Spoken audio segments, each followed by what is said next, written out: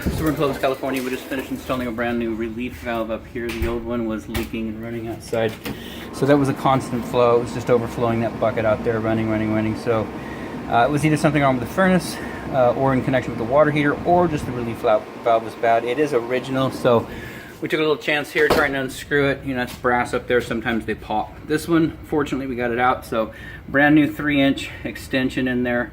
Relief valve. We did go ahead and, point of courtesy, put a union in there. Those are required by code, so that enables you to take this apart, you know, and the copper's hanging, get your water heater out of there, whatnot. So no charge for that, and then just get the copper line tied back in, discharge. We've tested it. It shuts down hard, so you can see when you activate that guy, that whole line will bounce.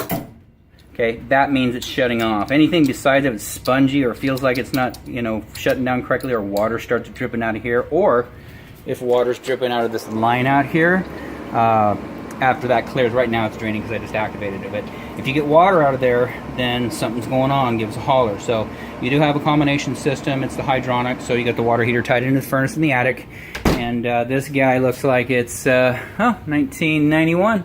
So you have seen some good use out of this unit. It's probably due 5 minutes from now, or another 15 years, you never know. So anyways, everything's installed. Outside of that, this installation is done.